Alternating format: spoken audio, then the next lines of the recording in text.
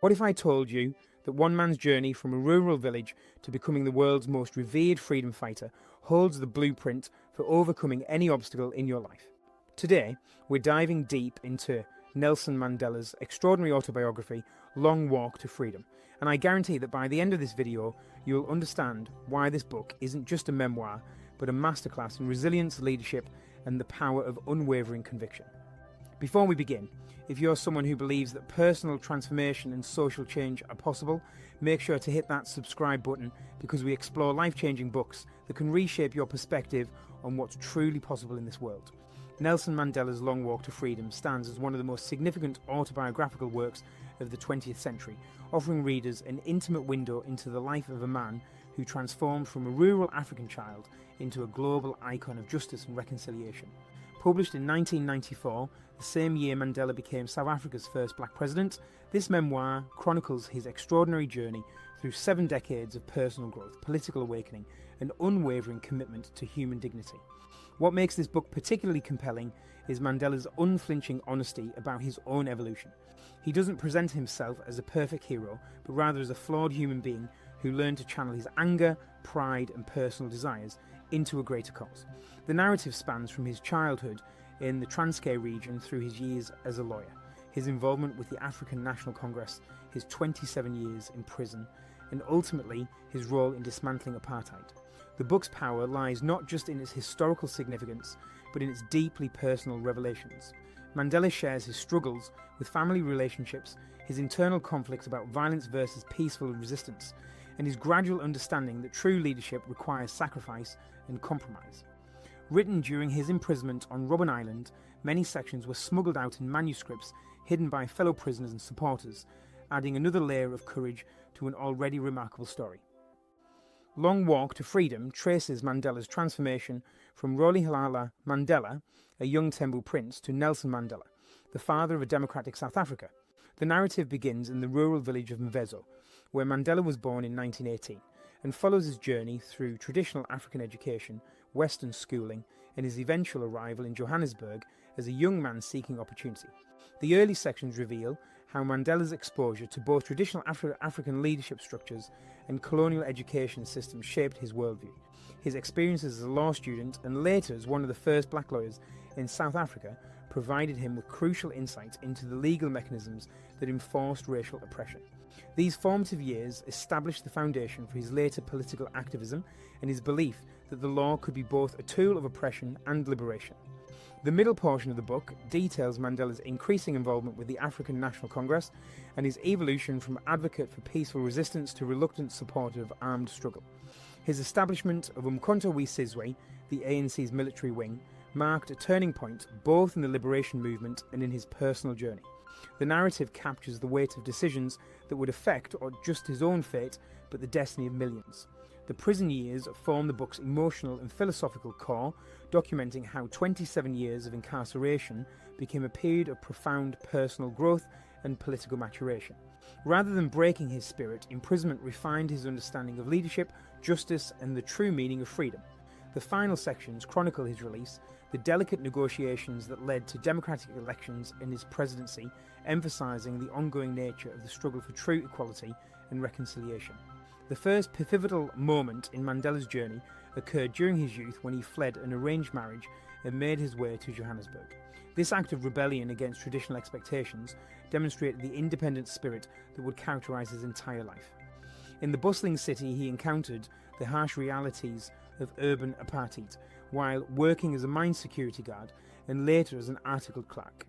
These experiences exposed him to the systematic nature of racial oppression and planted the seeds of his political consciousness. His involvement with the African National Congress began gradually but intensified after the 1948 National Party election victory, which institutionalized an apartheid through increasingly restrictive laws. Mandela emerged as a key figure in the ANC Youth League, advocating for more militant action against the apartheid government. His leadership during the Defiance Campaign of 1952, where he organised mass civil disobedience, established him as a formidable political force and earned him his first arrest and conviction. The Sharpeville Massacre of 1960 marked a watershed moment that fundamentally altered Mandela's approach to resistance. When police opened fire on peaceful protesters, killing 69 people, it became clear that non-violent resistance alone would not defeat apartheid. This tragedy led to Mandela's reluctant decision to embrace armed struggle, resulting in the formation of Umkhonto we Sizwe. The organisation's sabotage campaign targeted government installations and symbols of apartheid, while deliberately avoiding civilian casualties. The Rivonia trial of 1963 to 1964 represented the most dangerous period of Mandela's life, as he faced the death penalty for his role in the armed resistance. His famous speech from the dock, where he declared his willingness to die for the ideal of a democratic society, transformed him from a local activist into an international symbol of resistance. The life sentence he received instead of execution began the most challenging phase of his journey. The 27 years of imprisonment that followed were marked by brutal conditions, particularly during the early years on Robben Island. Mandela and his fellow prisoners faced hard labour, inadequate food and constant harassment from guards. However, these years also became a period of intense learning and personal development. Mandela studied law, languages and history while maintaining his physical fitness and mental discipline through a rigid daily routine. Perhaps the most remarkable aspect of his imprisonment was his gradual transformation from an angry young revolutionary into a statesman capable of reconciliation. Through countless conversations with prison guards, wardens and eventually government officials, Mandela developed the negotiation skills and emotional intelligence that would prove crucial in South Africa's transition to democracy. His ability to humanise his captors while never compromising his principles demonstrated extraordinary wisdom and strategic thinking. The secret negotiations that began in the late 1980s showcased Mandela's political acumen and his understanding that true victory required not just the defeat of apartheid, but the creation of a society where all South Africans could coexist peacefully. His willingness to engage with the very people who had imprisoned him, including President F.W. de Klerk, demonstrated the pragmatic leadership that would define his presidency. His release on February 11, 1990, after 27 years of imprisonment, marked not just personal freedom but the beginning of South Africa's democratic transition. The 4 years of negotiations that followed tested all of Mandela's leadership skills as he navigated between the demands of his liberation movement supporters and the fears of the white minority government. His ability to maintain unity within the ANC while building bridges with former enemies proved instrumental in preventing the civil war that many predicted. The first crucial lesson from Mandela's journey is the power of principled persistence. Throughout decades of struggle, he never abandoned his core belief in human dignity and equality even when circumstances seemed hopeless. His commitment to these principles, rather than personal ambition or revenge, sustained him through the darkest periods and ultimately provided the moral authority necessary for transformation. This teaches us that authentic leadership emerges not from temporary popularity, but from unwavering dedication to fundamental values. Mandela's approach to adversity offers profound insights into resilience. Rather than allowing 27 years of imprisonment to embitter him, he used this time for intellectual and spiritual growth. He studied his captors' language, culture and psychology, transforming enemies into potential allies through understanding. This demonstrates that adversity can become a catalyst for development when approached with the right mindset and strategy. The evolution of his tactical thinking reveals the importance of strategic flexibility while maintaining core principles. His shift from lawyer to activist to armed resistance leaders to negotiator shows how effective leaders adapt their methods while never compromising their ultimate goals. This flexibility, combined with his ability to recognise when circumstances demanded new approaches, enabled him to navigate successfully through radically different phases of the struggle. His commitment to reconciliation rather than revenge represents one of history's most remarkable examples of transformational leadership. Despite suffering decades of injustice, Mandela chose to build a rainbow nation rather than seek retribution against his oppressors. This decision required tremendous personal strength and political courage, but it prevented the cycle of violence that has plagued many post-colonial societies. It demonstrates that true leadership sometimes requires forgiving the unforgivable. The book reveals how Mandela's understanding of leadership evolved from individual heroism to collective empowerment. His early years were marked by a certain degree of personal ambition and desire for recognition, but prison taught him that lasting change requires building institutions and developing other leaders. His willingness to share power and credit with others, even former enemies, shows mature leadership that prioritises results over personal glory. Mandela's approach to education and self-improvement provides a blueprint for personal development under any circumstances. Despite being imprisoned, he continued learning languages, studying law, and developing his understanding of economics and international relations. His belief that education was the most powerful weapon for changing the world inspired not just his own growth, but that of countless fellow prisoners and supporters. The memoir illustrates the critical importance of maintaining hope and vision during extended periods of struggle. Mandela's ability to envision a democratic South Africa when such an outcome seemed impossible sustained not just his own morale, but that of millions of supporters. His communication of this vision, even from prison, demonstrates how leaders can inspire others by painting compelling pictures of possible futures. His negotiation philosophy offers valuable lessons for resolving any conflict. Rather than viewing negotiations as zero-sum games, Mandela sought solutions that addressed the fundamental needs of all parties.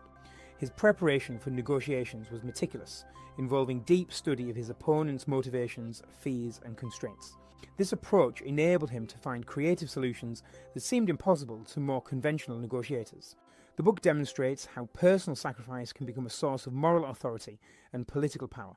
Mandela's willingness to give up personal comfort, family relationships, and even freedom for his principles earned him credibility that no amount of political manoeuvring could have achieved. This teaches us that authentic leadership often requires putting collective interests above personal desires. Finally, Mandela's story shows how individual transformation can catalyse social change. His personal journey from angry young man to wise elder parallels South Africa's transition from apartheid to democracy. This connection between personal and political transformation suggests that changing the world begins with changing ourselves, and that the most powerful social movements are led by individuals who have done the hard work of personal growth. Long Walk to Freedom stands as more than just a memoir.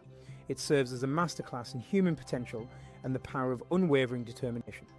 Mandela's journey from a rural village to global leadership demonstrates that extraordinary circumstances don't create extraordinary people. Rather, ordinary people can rise to meet extraordinary circumstances when guided by clear principles and sustained by unshakable conviction. What makes this book particularly relevant today is its timeless lessons about leadership, resilience, and social change. In an era of increasing polarisation and conflict, Mandela's example of choosing reconciliation over revenge offers a powerful alternative to the cycles of retribution that plague many societies.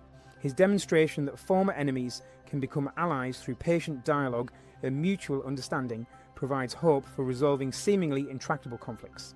The book's enduring power lies in its honest portrayal of the costs of principled leadership. Mandela doesn't romanticise his journey or minimise the sacrifices required for meaningful change. Instead, he offers a realistic but inspiring vision of what becomes possible when individuals commit themselves fully to causes greater than personal comfort or advancement.